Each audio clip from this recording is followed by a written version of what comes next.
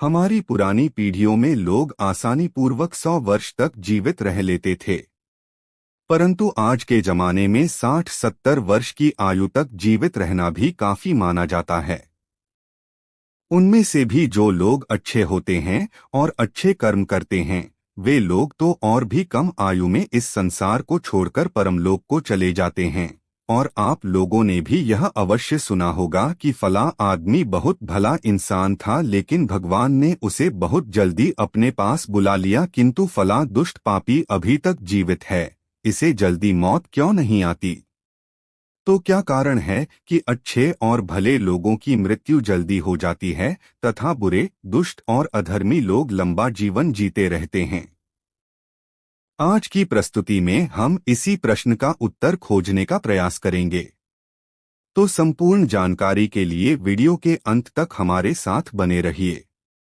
हमारे पौराणिक ग्रंथों जैसे कि गरुड़ पुराण के अनुसार किसी इंसान के जन्म के पूर्व ही यह निर्धारित हो जाता है कि उसका जन्म कब होगा, कहाँ होगा, वह किस माता पिता की संतान बनेगा, किस कन्या से उसका विवाह होगा तथा उसकी मृत्यु कब, कैसे और कहाँ होगी।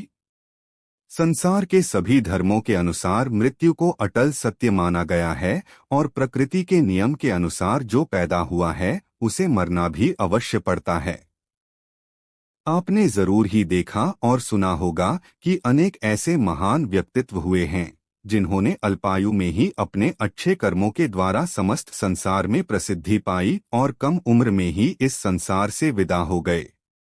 इसी प्रकार हमारे और आपके कई परिजन ऐसे रहे होंगे जो बहुत भले इंसान थे और उन्होंने जीवन में कभी किसी का बुरा नहीं किया, किसी को सताया नहीं, परंतु फिर भी ईश्वर ने उन्हें अतिशीघ्र ही अपने पास बुला लिया, जबकि उन्हें अपने अच्छे कर्मों के फलस्वरूप अधिक जीवन प्राप्त होना चाहिए था, किंतु ऐसा नहीं हुआ, बल्कि सब कुछ इसके विपरीत घटित हुआ।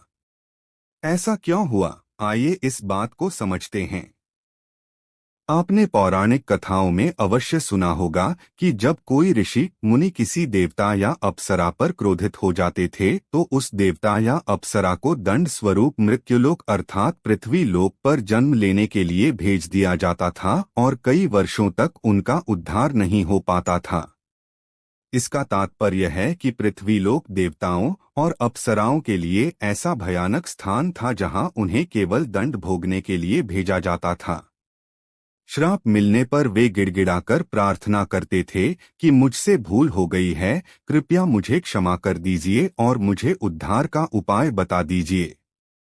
इसके अतिरिक्त मृत्युलोक अर्थात पृथ्वीलोक का दूसरा पहलू यह भी है कि यहाँ पर कई देवताओं ने अवतार लिए हैं और दुष्टों तथा पापियों का विनाश करके सज्जनों का कल्याण भी किया है।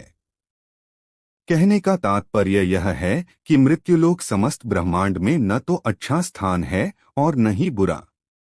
इसे एक प्रकार से आप कर्मभूमि कह सकते हैं, जहाँ पर कर्मों के अनुरूप ही आगे की यात्रा तय होती है। परंतु इस मृत्युलोक पर जब इंसान जन्म लेता है तो इस लोक की मोहमाया उसे अपने जाल में फंसा लेती है, जिसके कारण यह लोक हमें बहुत प्रिय लगने लगता है और हमें इस लोक में रहने वाले इंसानों से प्रेम तथा मोह हो जाता है। इसीलिए हम इस लोक को छोड़कर कभी जाना ही नहीं चाहते हैं। यदि हमारा कोई प्रियजन भी जब इस लोक को छोड़कर चला जाता है तो हमें अत्यधिक दुख होता है। जब कोई इंसान मृत्यु को प्राप्त होता है तो उसकी जीवात्मा यमदेव के पास जाती है, जहां उसके अच्छे और बुरे कर्मों का लेखा जोखा होता है। यदि किसी जीवात्मा ने पृथ्वी लोक पर जीवित रहते हुए बुरे कर्म किए हों और अन्य इंसानों प्राणियों को सताया है तो उसे अगला जन्म प्राप्त होता है तथा पूर्व जन्म में उसके द्वारा सताए गए सभी लोगों का उसे हिसाब किताब चुकाना पड़ता है। इसी कारण से उस जीवात्मा को लंबे जीवन काल का मौका दिया जाता है। यदि किसी जीवात्मा ने पूर्व जन्म में अच्छे कर्म किए होते हैं तथा कुछ बुरे कर्म किसी कारणवश उसके द्वारा हो जाते हैं तो अगले जीवन काल में उन बुरे कर्मों का हिसाब चुकाने के लिए उसे कम सांसें प्रदान की जाती हैं।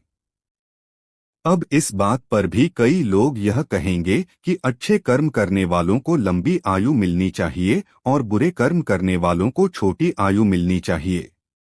परंतु कोई कुछ भी कहे, परमात्मा ने जो भी नियम या व्यवस्था बनाई है वह अति उत्तम व्यवस्था बनाई है, क्योंकि इस मृत्युलोक पर जीवन बिताना जीवात्मा का परम लक्ष्य नहीं है। जीवात्मा का परम लक्ष्य तो पवित्र बनकर मोक्ष प्राप्त करना है।